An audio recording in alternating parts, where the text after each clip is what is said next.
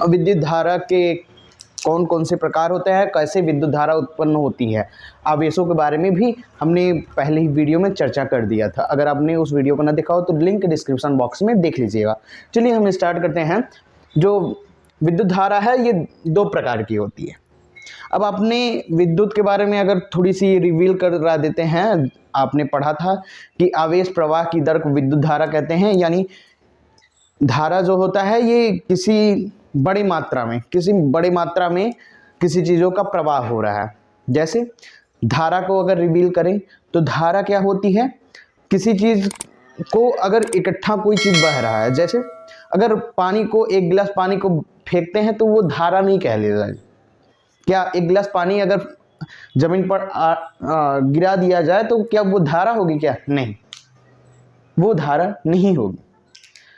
अगर यही नदी में जो पानी धराधर हराहर बह रहे हैं वो क्या होगी? धारा होगी। यानी किसी चीज की ढेर सारी मात्रा का इकट्ठा बहे तो वो धारा होती है। जैसे इलेक्ट्रॉनों के प्रवाह, जब इलेक्ट्रॉनों का झकाझक प्रवाह हो रहा है तो वो क्या होती है? धारा का प्रवाह हो रहा है। चलिए इन बातों को हम आगे पढ़ते हैं, कुछ समझते हैं विद्युत धारा के बारे में। विद्युत धारा जो है वो विद्युत धारा के 2 प्रकार होते हैं। पहला दृष्टि धारा। दृष्टि धारा को डीसी करंट भी कहते हैं, जिसे डायरेक्ट करंट कहते हैं ना, डीसी आप लोगों ने सुना है।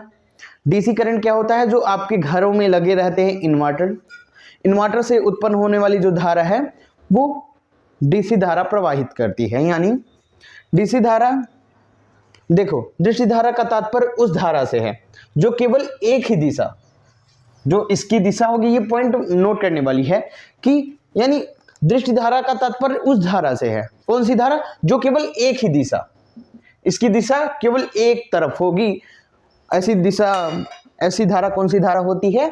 दृष्टि धारा होती है। अब अगर इसके एग्जाम्पल को देखें, कौन कौन सी धारा दृष्टि धारा होती है? जैसे आपके घरों में लगे रहते हैं बैटरी, आप बैटरी को यूज करते हैं, यानी सेल को यूज करते हैं। सेल, आपके फोन में जो सेल है वो भी कौन सी धारा देती है? दृष्टि धारा देती है। जो करंट देती है वो कौन सी करंट देती है? डायरेक्ट करंट देती है। और आपने अपने आसपास में देखा होगा जनित्र का नाम पहली बार आप लोगों ने सुना है। यानी जनित्र का मतलब है जनरेटर ना, जो विद्युत धारा को प्रवाहित करती है। जनरेटर शादी विवाह अन्य कार्यक्रमों के लिए जब बिजली चली जाती है, एसी करंट चली जाती है, तब के लिए उपयोग होता है। चलो ठीक है, इतना समझते रहिए। जनित्र का भी, यानी जनित्र भी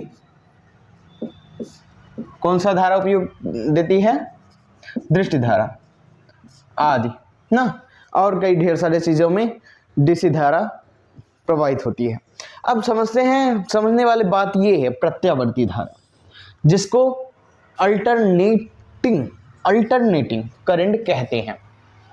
अल्टरनेटिंग यानी अल्टरनेटिंग, जैसे 2 शब्द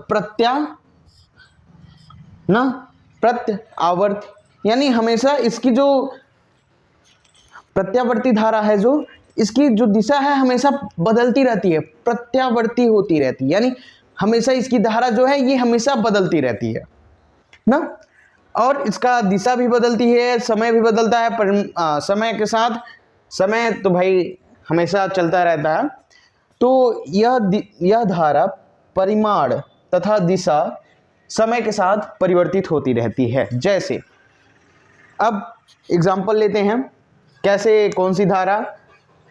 चलिए अब देखिए, हम ले रहे हैं जनित्र का उदाहरण, या सॉरी डीसी करंट का उदाहरण। ये भाई ये हो गया डीसी का उदाहरण T, और ये हुआ W ना। यानी समय के साथ जो दृष्टि धारा का तात्पर्य उस धारा से है जो केवल एक दिशा में, इसकी देखिए जो दिशा है केवल एक दिशा है। ये कौन सी धारा हुई? दृष्टि धारा। और प्रत्यावर्ती धारा की जो दिशा होगी ये हमेशा बदलती रहेगी, ये यूं यूं यूं यूं हमेशा बदलती रहती है ना। ये कौन सी धारा है? एसी करंट, यानी अल्टरनेटिव करंट है।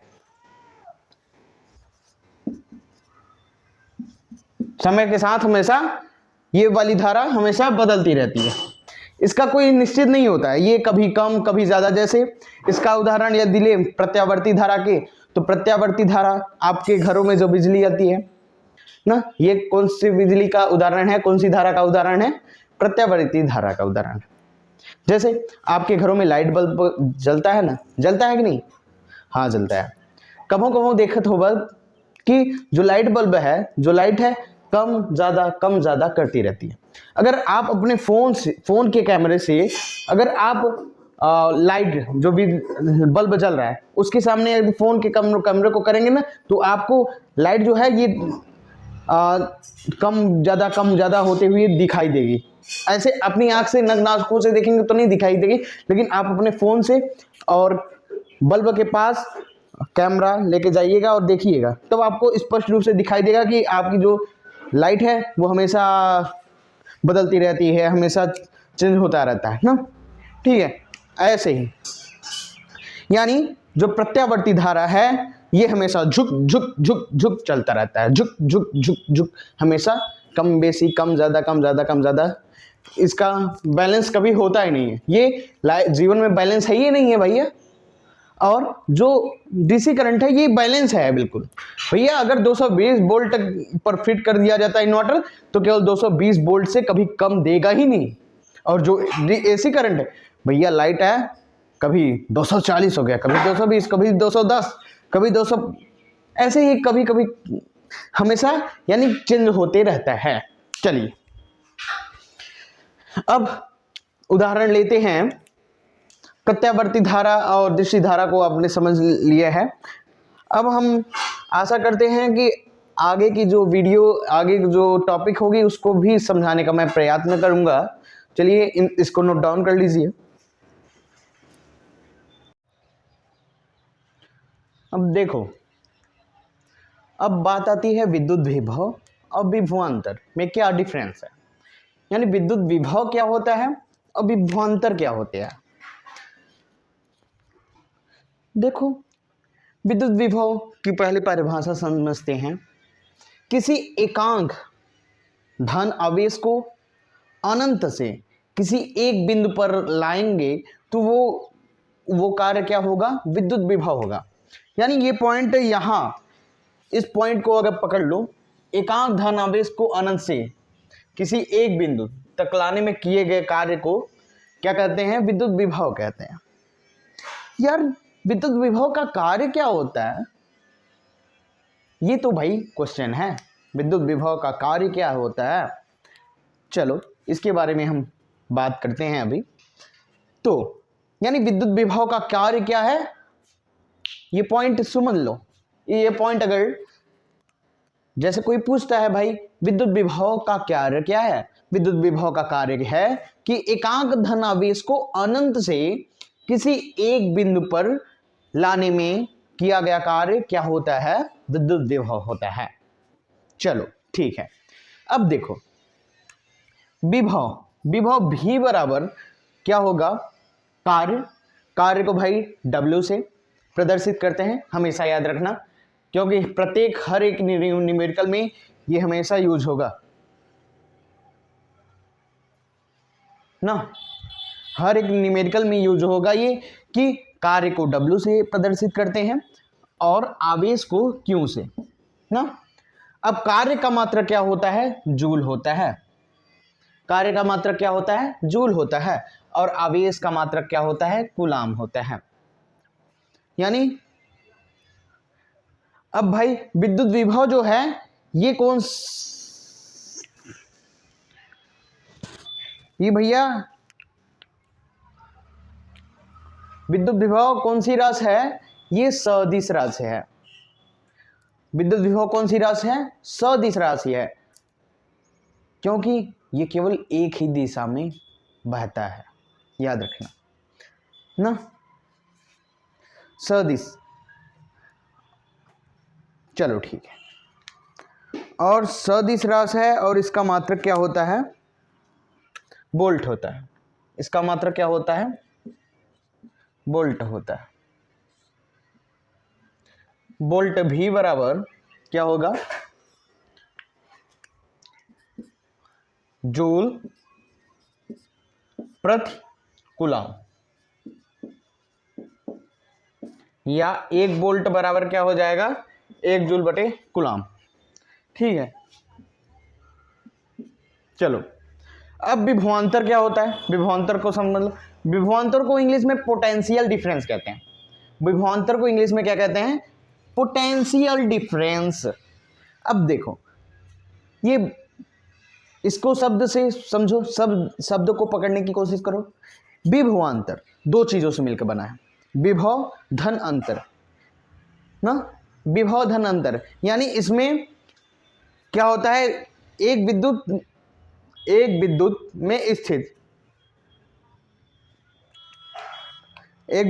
स्थित यहां एक विद्युत क्षेत्र होना चाहिए। ठीक है, एक विद्युत क्षेत्र में स्थित 2 बिंदु, एक विद्युत क्षेत्र में स्थित 2 बिंदुओं के मध्य विभवांतर वह कार्य है जो एकांक धन आवेश को एक बिंदु से दूसरे बिंदु में किया गया कार्य। यानी देखो, ये है भाई Q1, ये है भाई Q2, या इसको मानो भाई A1, इसको मानो भाई A2। ठीक है, अब ये क्षेत्र होगा, इसका ये क्षेत्र हो गया। अब 2 बिंदुओं, बिंदु A बिंदु B के मध्य विभवांतर वह कार्य है, इसके मध्य का विभवांतर वह कार्य है जो एकांक धन आवेश को एक बिंदु से दूसरे बिंदु में ले जाने में किया गया कार्य क्या होता है? विभवांतर होता है ना भाई। 2 बिंदु हो गया, 2 बिंदु। अब विद्युत क्षेत्र में 2 बिंदु धन आवेश को यहां से एक बिंदु से दूसरे बिंदु तक ले जाने में किया गया कार्य क्या होगा? विभवांतर होगा। इसे क्या कहेंगे? विभवांतर। अब आगे सीखते हैं यार विद्युत क्षेत्र होता क्या है। या अब देखो, अब ये हो गया VA माइनस VB ना, VA माइनस VB, या A1 minus A2, A1 minus A2, VA1 minus VA2 बराबर हो गया W अपान क्यों? ये हो गया भाई सूत्र आपका विभवांतर का। विभवांतर का सूत्र क्या होगा? या VA1 माइनस VA2 बराबर W अपान क्यों। समझ गए? यानी इसमें देखो, एकांक धनावेश अनंत से किसी एक बिंदु पर लाया जा रहा है, और यहां विभवांतर क्या होता है? एक बिंदु से एकांक धनावेश दूसरे बिंदु तक धनावेश ले जाने में किया गया कार्य होता है ये विभवांतर। चलो आगे चलते हैं। क्षेत्र क्या होता है? विद्युत क्षेत्र, इलेक्ट्रिक फील्ड। तो यार इलेक्ट्रिक फील्ड जो होता है किसी चीज का, इसको पहले इरेज करते हैं फिर बताते हैं।